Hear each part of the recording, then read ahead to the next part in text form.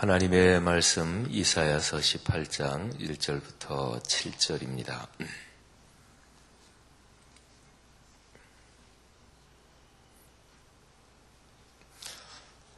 다 같이 봉독하겠습니다. 슬프다 구수의 강 건너편 날개치는 소리나는 땅이여, 갈대 배를 물에 띄우고 그 사자를 수로로 보내며 이르기를, 민첩한 사절들아 너희는 강들이 흘러 나누인 나라로 가되, 장대하고 준수한 백성 곧 시초부터 두려움이 되며 강성하여 대적을 밟는 백성에게로 가라 하는도다. 세상의 모든 거민, 세상에 사는 너희여, 산들 위에 기치를 세우거든 너희는 보고 나팔을 불거든 너희는 들을 지니라. 여호와께서 내게 이르시되, 내가 나의 처소에서 조용히 감찰함이 쬐이는 일광 같고 가을 더위에 운무 같도다. 추수하기 전에 꽃이 떨어지고 포도가 맺혀 익어갈 때에 내가 낫으로 그 연한 가지를 베며 펴진 가지를 찍어버려서 산의 독수리들과 땅의 들짐승들에게 던져주리니, 산의 독수리들이 그것으로 여름을 지내며 땅의 들짐승들이 다 그것으로 겨울을 지내리라 하였습니다.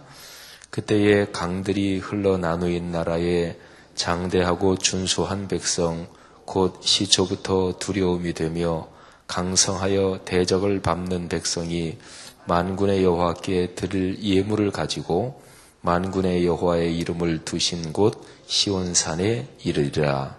아멘.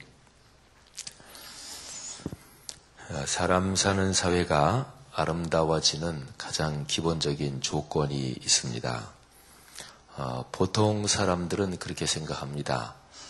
능력이 있는 사람이 있어야 사람 사는 사회가 참 좋아지고 살기 괜찮아진다, 이렇게 생각을 합니다.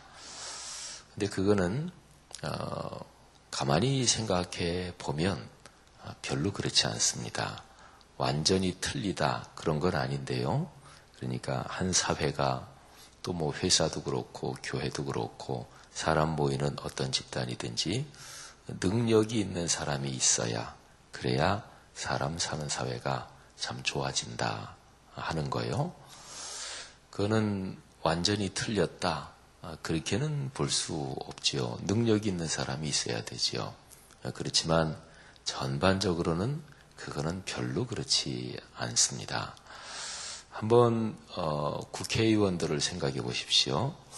국회의원들하고 혹시 연관이 있는 분들한테는 좀 죄송한 말씀인지 모르지만 우리나라 일반적인 현실에서 국회의원들은 다 능력이 있는 분들입니다. 근데 능력이 있는 사람이 국회의원이 된다 그래서 나라가 행복해지느냐? 그건 그렇지 않습니다. 대통령도 마찬가지고, 또는 모든 사람 사는 집단에서 결정권을 가진 지도적인 위치에 있는 그런 것들을 조금만 가만히 생각해 보면 그거는 거의 다 그렇습니다. 능력이 있다, 이거보다 더 중요한 것이 있습니다. 그거는 그 사람의 인품, 그리고 그 사람의 성품이 참 훌륭하냐, 이게 더 중요합니다. 그래서 공자의 그 논어를 보면 능력이 있는 사람하고 그리고 성품이 훌륭한 사람하고 둘 중에 누구를 먼저 쓰겠느냐, 둘 중에 하나를 굳이 고르란다면 성품이 훌륭한 사람을 쓰겠다, 이런 얘기가 나옵니다. 그는 뭐 어디나 다 마찬가지죠. 조금만 생각해 보면 사람은 절대로 혼자 살지 못하고, 그리고 다른 사람이랑 같이 더불어 살게 마련인데요. 그러니까 어떤 한 사람이 능력이 있느냐, 그게 중요하기도 하고, 한 사람이 수많은 사람을 먹여 살린다, 이런 얘기도 하잖아요. 근데 그것보다 더 중요한 것은 그 사람의 성품이 되어 있느냐 하는 것이고, 이거를 다른 말로 말하면 가장 좋은 것은 이런 것입니다. 능력이 있는 사람이 겸손하게 섬기는 거예요.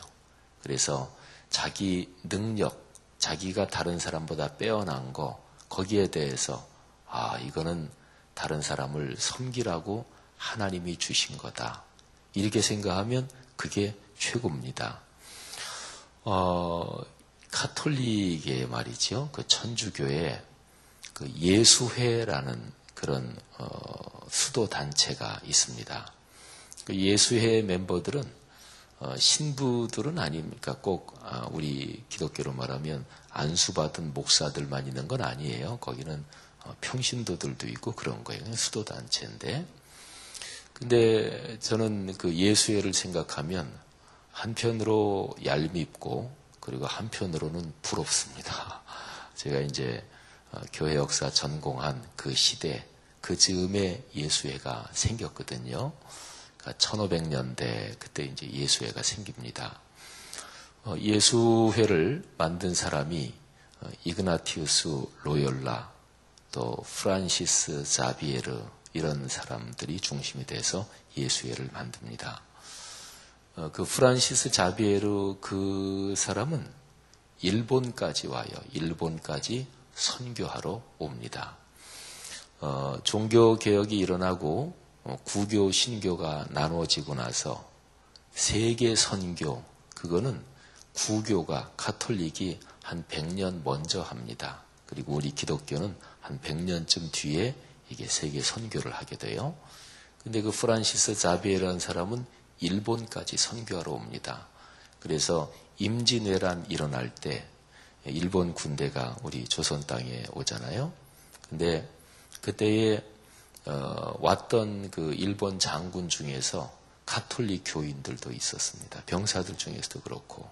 그래서 그때 당시에 가톨릭 신부가 이 종군 신부로 우리 조선 땅을 밟습니다.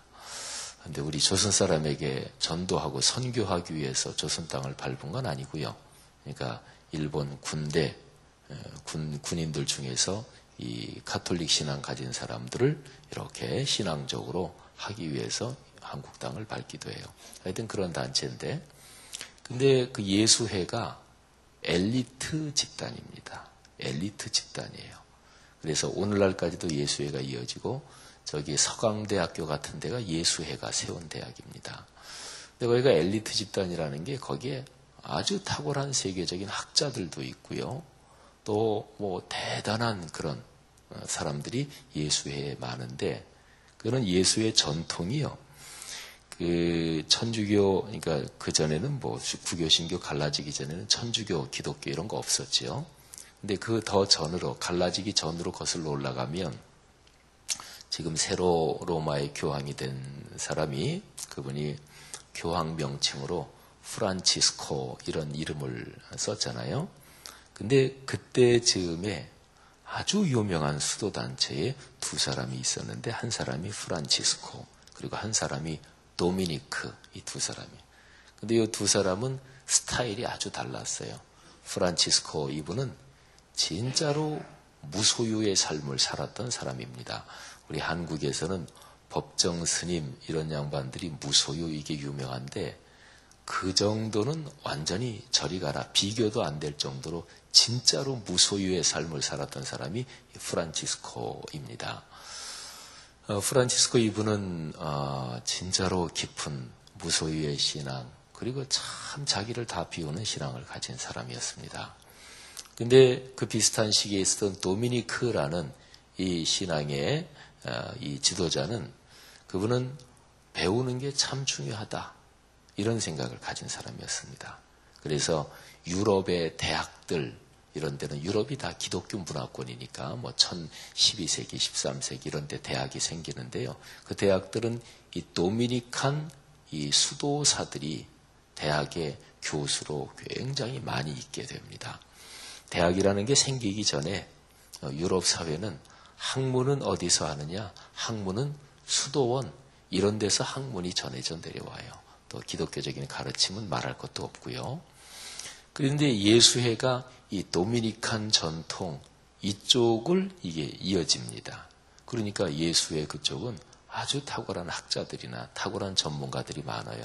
그런데 보통 일반적으로요, 탁월한 전문가들은 혹시 뭐 본인이 전문가라고 생각하는 사람은 이해하고 들으셔요. 그냥 편한 말로 하면 전문가들은 좀 뺀질뺀질한 데가 있습니다. 그러니까 식자들, 지식인 그러면 막 우직하게 헌신하고 그것보다는 지식인은 이게 머리에 든 게 많아가지고 좀 뺀질뺀질하고 알기는 많이 알아도 진짜 우직하게 헌신하고 이런 거는 조금 드물거든요. 전반적으로 보면 그렇지 않은 사람도 있지만.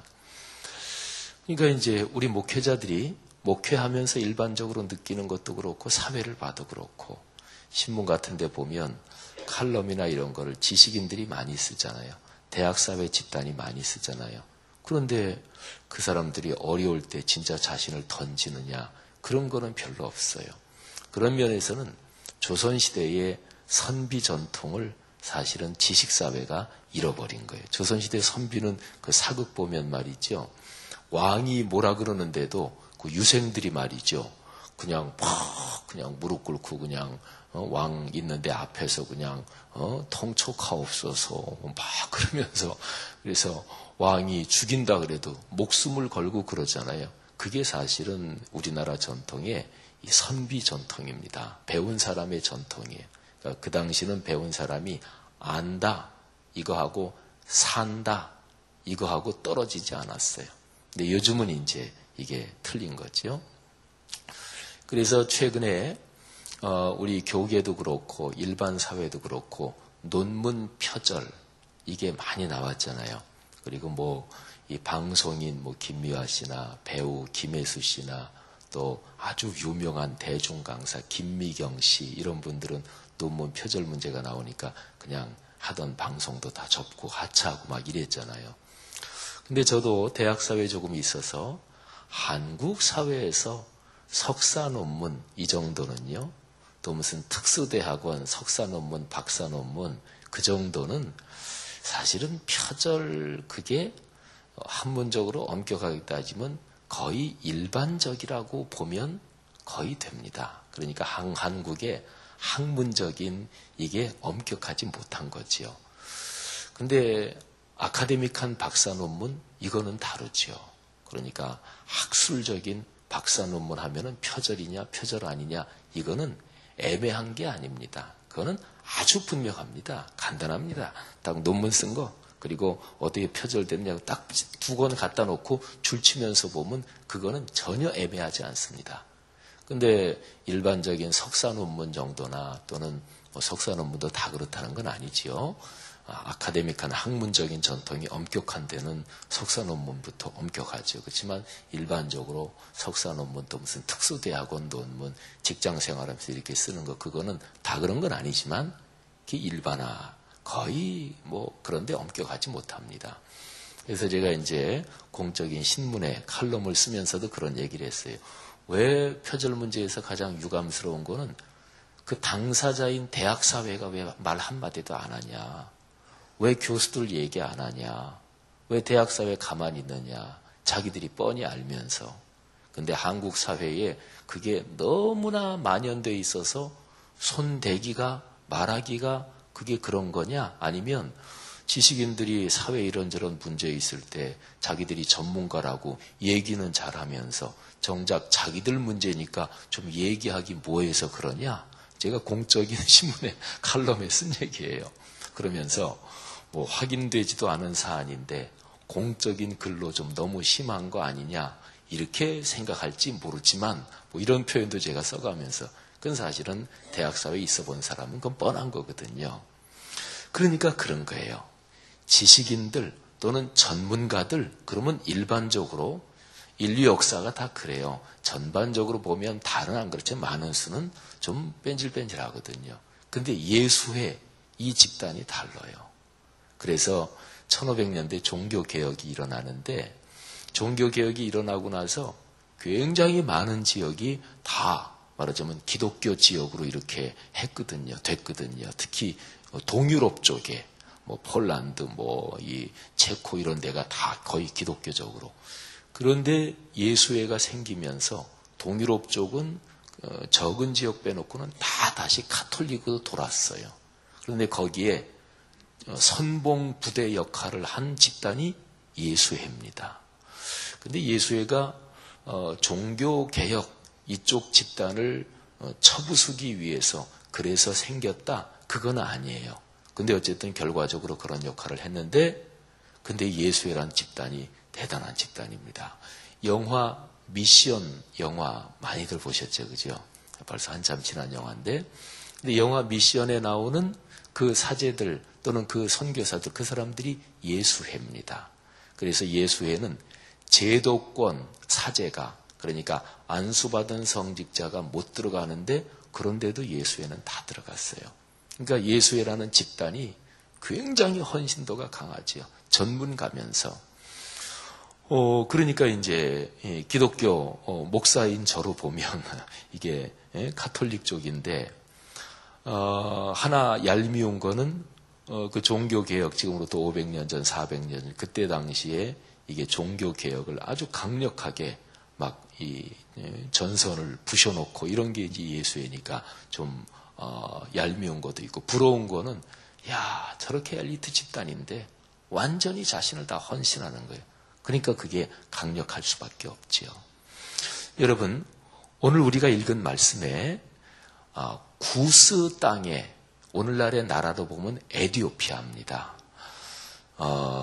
에디오피아는 그 당시에 누비아라는 이름으로도 불렸던 나라인데요. 그게 그 아프리카 북부 지중해 연안이지요. 거기가 지금 이집트가 있죠. 성경의 애굽. 근데 거기에서 아프리카 대륙 안쪽으로 쭉 나일강을 따라 쭉 거슬러 올라가면 거기에 에디오피아가 있어요. 에디오피아는 기독교 역사 중에서 가장 오래된 기독교 국가 중에 하나예요. 우리는 보통 아프리카 땅 그러면 선교하고 뭐 이래야 될 대상으로 생각하잖아요. 근데 우리하고는 비교도 안 될 정도로 제일 오랜 기독교 역사를 가지고 있는 땅이 아프리카 북부의 애굽, 그리고 더 올라가서 이디오피아 거기에요. 근데 이디오피아는 엊그제 무슨 자료 잠깐 봤더니 이슬람이 50%를 넘었대요. 근데 거긴 사실은 전통적인 기독교 국가거든요.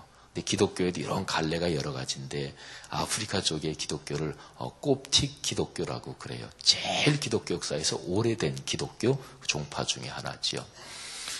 근데 바로 그 나라 땅에 대한 얘기입니다. 그 나라 흑인들 중에서도 얼굴이 약간 이렇게 거무잡잡한 사람도 있고 완전히 새까만 사람들이 있잖아요. 막 윤기가 반질반질 난 쪽은 진짜로 까만, 거기는 그런 사람들입니다. 그리고 이집트 쪽, 리비아 쪽, 이 북아프리카 지중해 쪽으로 오면 거기는 완전히 까맣다기보다 좀 이렇게 뭐 이집트 뭐 무바라크 대통령 그러면 옛날에 언론에도 많이 나온 사람이니까 그 정도, 완전히 까맣지는 않죠. 근데 이디오피아 내륙으로 들어가면 진짜 완전히 새까만 이런 사람들이에요. 근데 그 나라 땅 사람들을 오늘 여기 성경에서는 이렇게 표현합니다.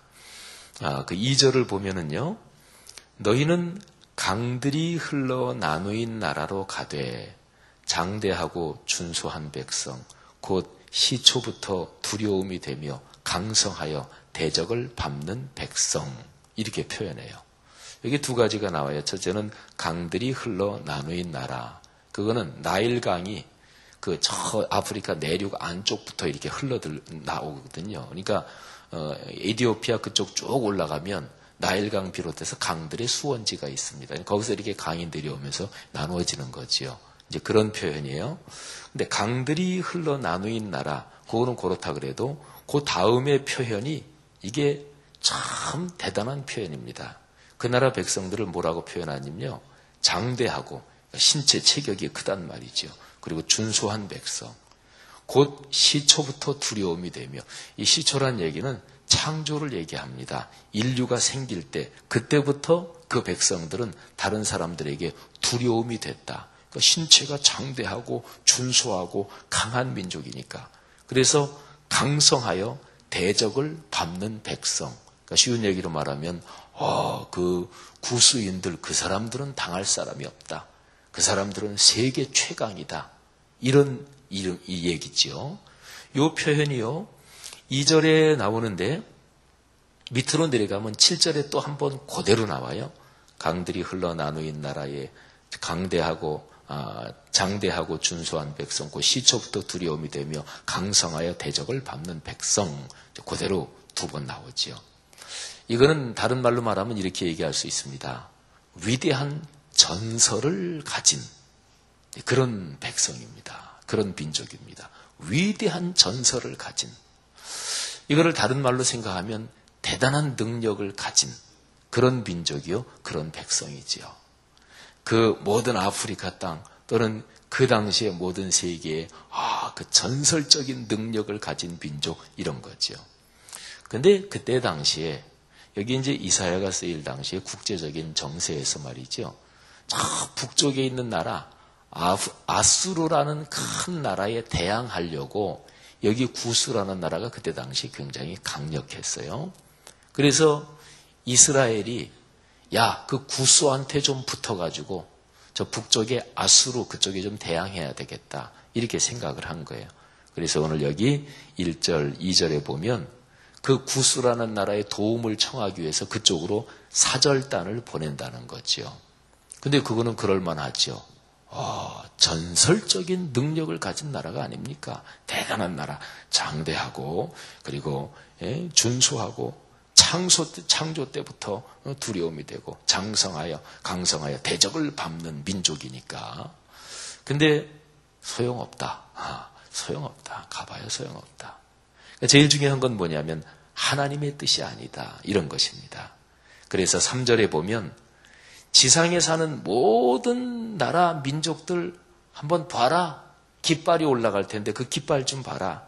나팔 소리가 날 텐데 나팔 소리 좀 들어라. 그러니까 제발 좀 보고 들어라. 너희가 지금 생각하는 게 하나님의 뜻에 맞지 않으면 어림도 없다. 한번 강조하면 어림 반푼어치도 없다. 근데 여기에 4절에 아주 기가 막힌 표현이 나와요.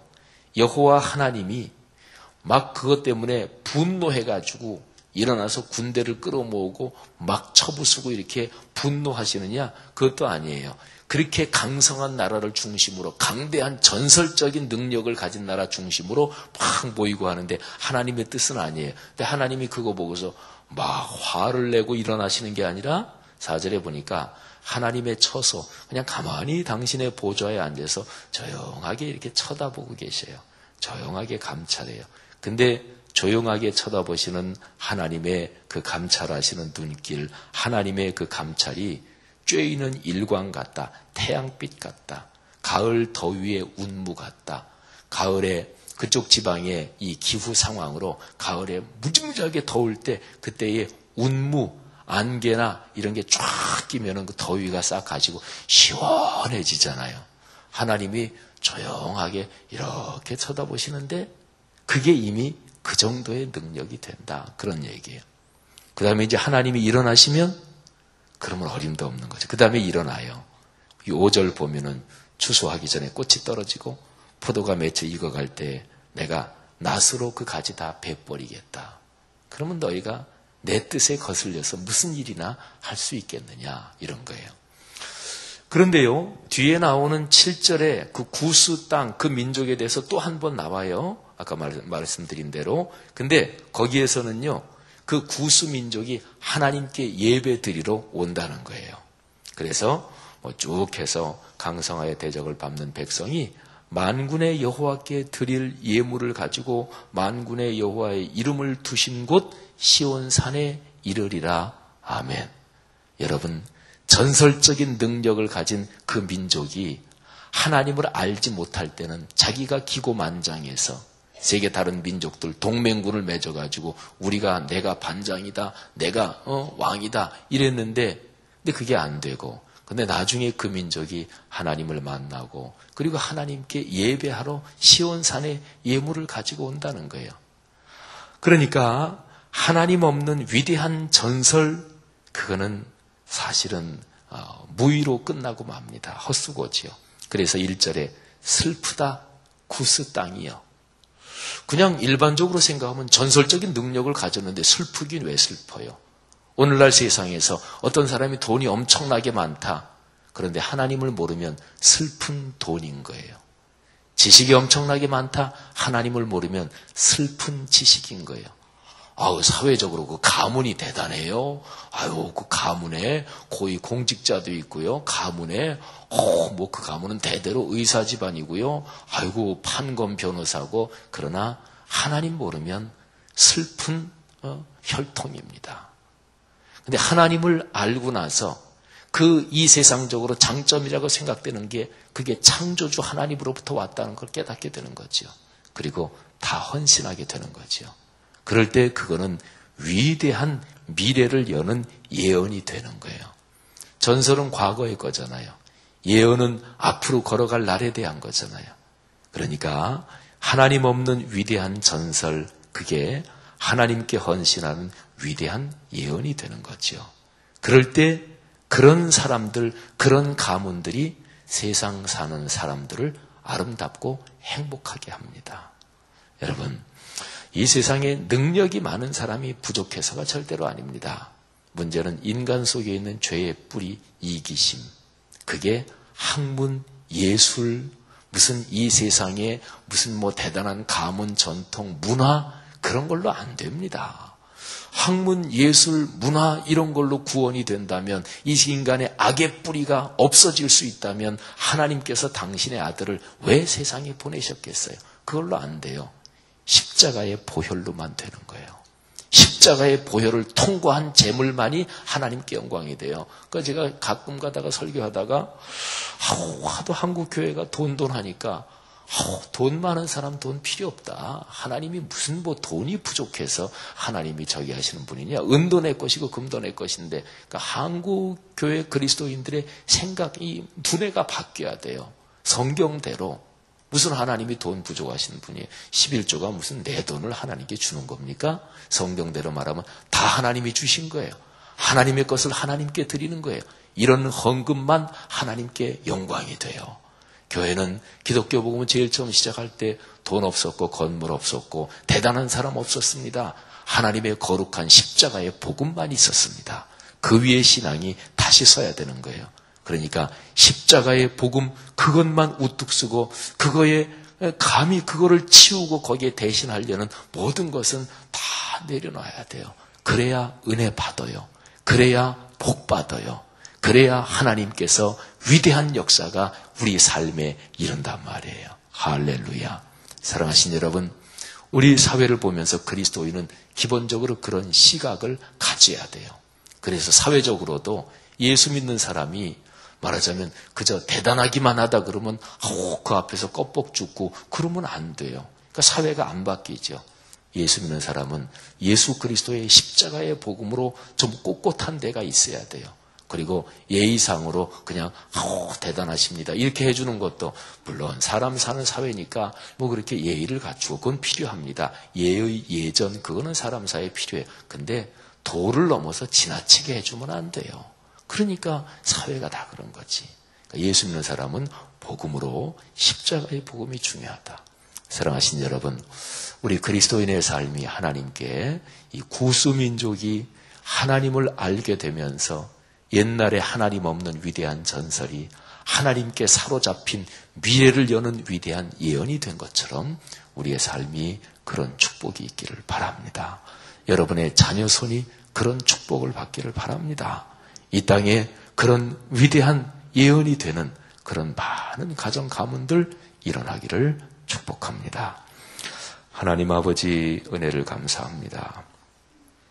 옛날이나 지금이나 세상적으로 참 대단하다, 전설적인 이름을 가졌다, 그런 사람들이 수도 없이 많습니다.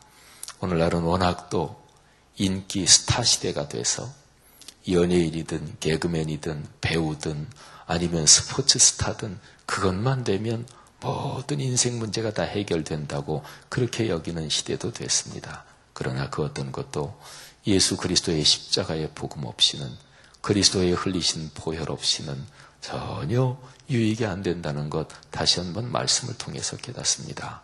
하나님, 우리가 걸어가는 길이 어떤 길인지 다시 한번 바로 생각하게 하시고 우리 때문에 이 세상이 참 아름다워지고 하나님 나라가 이루어지게 하옵소서. 우리 성도님들 한 분 한 분 가정 가문마다 그렇게 쓰임받는 그야말로 위대한 가문, 복음의 가문 되게 해 주시옵소서. 오늘 하루도 그런 심정 가지고 걸어가겠습니다. 여기에 나온 귀한 성도님들 한 분 한 분 오늘 하루의 삶을 지켜주시고 축복해 주시고 동행해 주옵소서. 예수님 이름으로 축복하며 기도 올립니다. 아멘.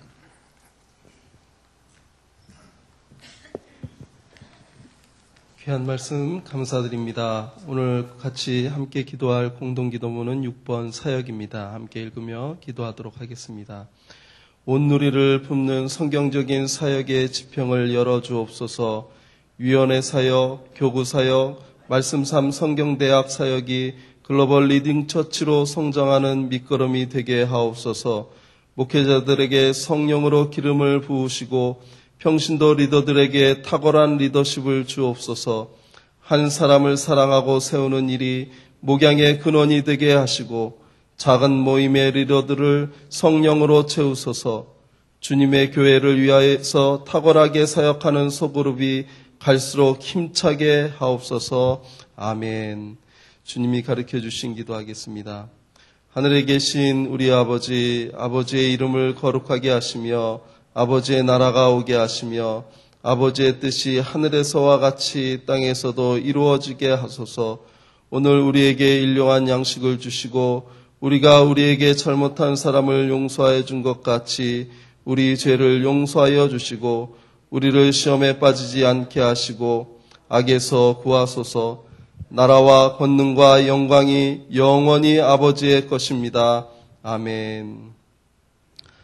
지금 들은 말씀이 내 삶으로 이어지게 하옵소서. 지영은 담임 목사님의 건강과 사역에 성령의 놀라운 역사가 넘치게 하옵소서. 주일에 봉헌된 전도 대상자마다 주님을 영접하는 은혜가 있게 하소서. 오늘 수요 예배를 통하여 말씀으로 성령의 새 힘을 주옵소서.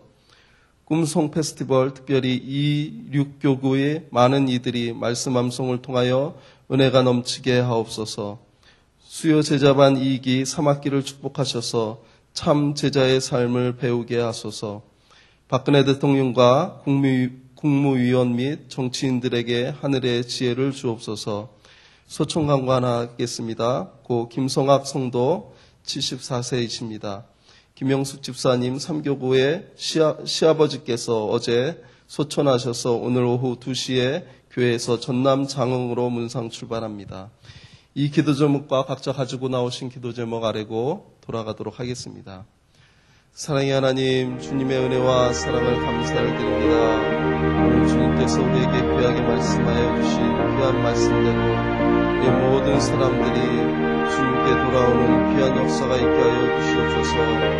부한 자나 가난한 자나 능력 있는 자나 능력 없는 자나 다 주님께로 돌아와 또한 주님의 귀한 생명의 말씀을 들으며 주님 주시는 귀한 생명을 살아드리는 귀한 이 모든 지체들 될 수 있도록 주님 축복하여 주시옵소서. 우리의 모든 재능과 우리의 모든 물질이 주님 앞에서 주님을 영화롭게 하는 귀한 것들이 될 수 있도록 주님 함께하여 주시기